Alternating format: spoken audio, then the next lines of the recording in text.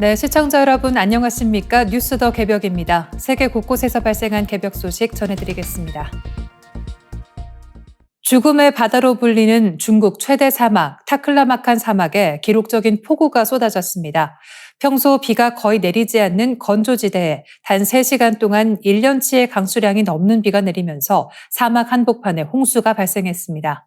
전문가들은 이번 현상이 단순한 기상이변이 아니라 극단적인 기후가 일상화되고 있음을 보여주는 경고 신호라고 분석하고 있습니다. 중국 신장 위구르 자치구 허텐 지역에는 지난 6월 19일부터 21일까지 강한 비가 이어졌습니다.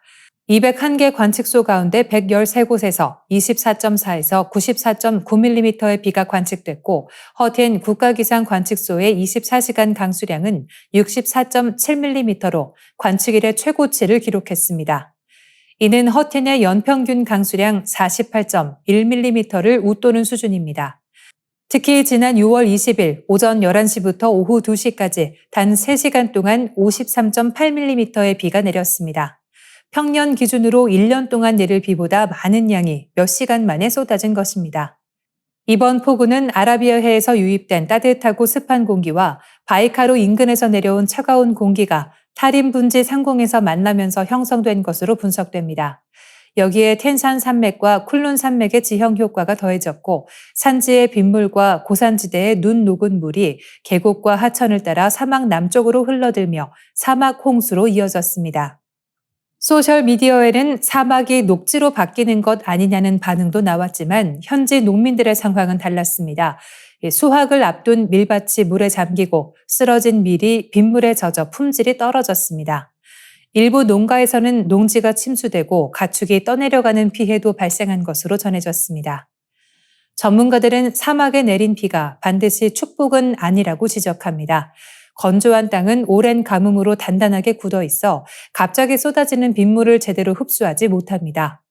강수 강도가 토양의 흡수 능력을 넘어서면 물은 지표면을 따라 빠르게 흘러 도로와 농경지, 주거지역을 순식간에 침수시킬 수 있습니다.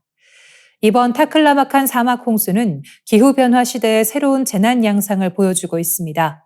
과거에는 안전하다고 여겨졌던 사막과 건조 지역에서도 갑작스러운 폭우와 홍수, 산사태, 급류가 발생할 수 있습니다. 사막 홍수는 신기한 자연현상이 아니라 매우 위험한 재난이라는 경고가 나오고 있습니다. 미국이 최신 인공지능 모델을 국가전략 자산처럼 관리하며 수출 통제에 나서자 중국과 일본 기업들이 보안 특화 AI 모델을 앞세워 빠르게 빈틈을 파고들고 있습니다. 미국 정부는 안보 우려를 이유로 엔트로픽의 고성능 모델 외국인 접속을 제한하고 오픈 AI의 최신 모델 공개에도 제동을 건 것으로 알려졌습니다. AI 모델이 단순한 상업 서비스가 아니라 사이버전과 국가 안보에 직결되는 핵심 기술로 떠오르면서 미국이 사실상 AI 쇄국 정책에 들어갔다는 평가가 나옵니다. 하지만 이 조치가 오히려 중국 기업들에게는 기회가 되고 있습니다. 중국 주프 AI가 공개한 오픈웨이트 모델 GLM 5.2는 보안 취약점 탐지 분야에서 미국 최첨단 모델과 맞먹는 성능을 보인다는 평가를 받았습니다. 미국 보안 스타트업 샘그랩의 벤치마크에서는 일부 항목에서 엔트로픽 모델을 앞섰고 비용은 폐쇄형 모델의 약 6분의 1 수준으로 분석됐습니다. 오픈웨이트 모델은 가중치를 공개해 기업이 자체 서버에 내려받아 수정하고 활용할 수 있는 방식입니다. 보안상 외부 클라우드 의존을 줄이려는 기업 입장에서는 성능과 비용, 자율성을 동시에 확보할 수 있는 선택지가 되는 셈입니다. 중국 보안기업 360도 중국판 미토스를 표방한 취약점 자동 탐지 AI 두룽펑과 자동화 방어 시스템 이텐전을 선보였습니다. 저우흥이 창업자는 두룽펑이 지금까지 3,400개가 넘는 취약점을 찾아냈다며 사이버전의 판도를 바꿀 수 있는 기술을 미국만 보유해서는 안 된다고 강조했습니다. 일본도 움직이고 있습니다. 사나카 AI는 보안 특화 모델 후구를 공개하며 미국 수출 통제 위험 없이 고성능 AI를 제공할 수 있다고 밝혔습니다. 미국이 문을 걸어 잠그는 사이 중국과 일본은 독자 보안 AI를 앞세워 글로벌 시장의 대안으로 떠오르려는 전략을 펴고 있습니다. 문제는 한국입니다. 미국 모델 접근이 제한되고 중국, 일본의 추격이 빨라지는 상황에서 한국 역시 보안 AI 주권 확보가 시급하다는 목소리가 커지고 있습니다. 정부는 내년부터 독자 AI 기술을 활용한 정보보호 프로젝트를 추진하겠다고 밝혔지만 업계에서는 이미 한 발 늦었다는 우려도 나옵니다.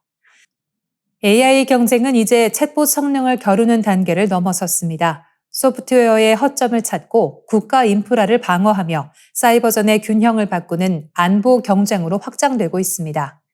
미국의 통제가 미국 기업을 보호할지 아니면 중국과 일본의 대체 모델 성장을 부추길지는 앞으로 글로벌 AI 패권 경쟁의 핵심 변수가 될 전망입니다. 일본에서 한국으로 귀화해 한일 관계를 연구해온 호사카 유지 고려대 특임 교수가 일본 극우 세력의 움직임에 강한 경고음을 냈습니다. 호사카 교수는 서울 인사동에서 열린 신간, 극우의 신화 일본 출간 간담회에서 일본 강경 우파의 꿈은 1945년 패전 이전으로 돌아가는 것이라며 현재 일본의 개헌 움직임도 그 연장선에 있다고 주장했습니다.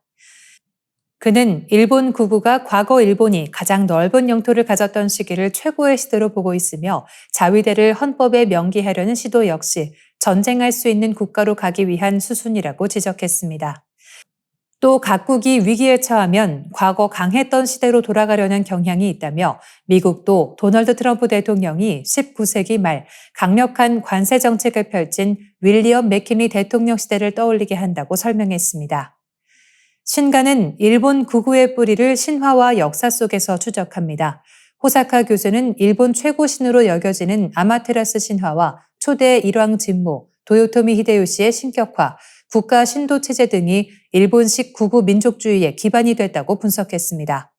특히 아마테라스가 전쟁과 침략을 정당화하는 상징으로 활용돼 왔고 지도자들이 스스로를 신격화하면서 일본 군국주의가 강화됐다고 봤습니다.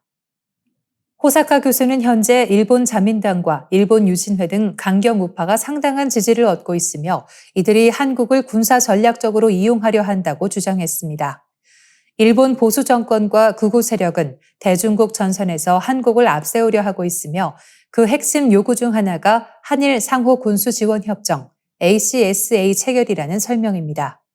ACSA는 유사시 탄약과 연료, 식량 등 군수 물자를 상호 지원할 수 있도록 하는 협정입니다. 그는 특히 일본 극우와 한국 극우가 연결됐을 가능성도 충분히 염두에 둬야 한다고 강조했습니다. 일본 극우 입장에서는 한국의 극우 세력을 끌어들여 연대하고 북한과 중국에 맞서는 구도를 만들면서 자신들의 생존 전략을 강화하려 한다는 분석입니다. 겉으로는 한일 협력과 안보 공조를 말하지만 그 이면에는 한국을 일본의 군사 전략 안으로 끌어들이려는 계산이 깔려 있다는 지적입니다. 호사카 교수는 일본에서 극우 세력이 인구의 약 2% 수준이라고 설명했습니다. 비율로 보면 작아 보이지만 실제로는 200만 명이 넘는 규모이고 목소리가 크기 때문에 정치 사회적으로 상당한 영향력을 가진다고 말했습니다. 그는 일본이 세계를 지배할 운명이라고 믿고 다시 전쟁을 일으키려는 세력이 커지고 있다며 한국 사회가 이를 냉정하게 경계해야 한다고 밝혔습니다. 호사카 교수는 한일 관계가 겉으로 우호적으로 보인다고 해서 안심해서는 안 된다고 말합니다. 일본의 표면적 변화에 따라 한국의 입장이 흔들려서는 안 되며 일본 강경 우파의 역사 인식과 군사 전략을 분리해서 봐서는 안 된다는 것입니다. 이번 신간은 일본 신화와 정치, 극우 민족주의가 어떻게 연결돼 왔는지를 짚으며 한국이 일본 극우의 전략을 보다 깊이 들여봐야 한다는 메시지를 담고 있습니다. 넷플릭스 한국 드라마 참교육이 대만 사회의 뜻밖의 입법 논쟁을 불러오고 있습니다. 드라마 속 무너진 교육 현장과 교권 보호 문제가 대만 교사들의 현실과 맞닿아 있다는 반응이 커지면서 교사의 권익을 보호하기 위한 특별법 제정 요구가 확산하고 있습니다. 대만 중국시보 등에 따르면 교육심리학자 출신인 야당 국민당의 커지언 입법위원은 최근 교사의 심신건강 및 권익보장 특별법 제정을 촉구했습니다. 그는 드라마 참교육이 교사의 학생 훈육권과 교권 보호 문제를 사회적 의제로 끌어올렸다며 교육부가 관료적 태도에서 벗어나 실질적인 대책을 내놓아야 한다고 주장했습니다. 커 위원은 대만 교사들이 교육 활동과 관련한 소송, 악성 민원, 직장 내 괴롭힘 등으로 심각한 정신적 압박을 받고 있다고 지적했습니다. 실제로 온라인에서는 교사의 심신 건강 보장과 민원 처리, 조사 및 보호 체계 마련을 요구하는 교사 직업 안전보건 특별법 청원이 진행됐고 5,313명이 동의한 것으로 전해졌습니다. 집권 민진당의 우페이 입법위원도 교사의 직업 안전을 강화해야 한다는 데 공감하며 입법원에서 관련 법안을 심도 있게 논의해야 한다고 밝혔습니다. 여야를 막론하고 교권 보호 필요성에 대한 공감대가 형성되고 있는 셈입니다. 하지만 대만 교육부는 신중한 태도를 보이고 있습니다.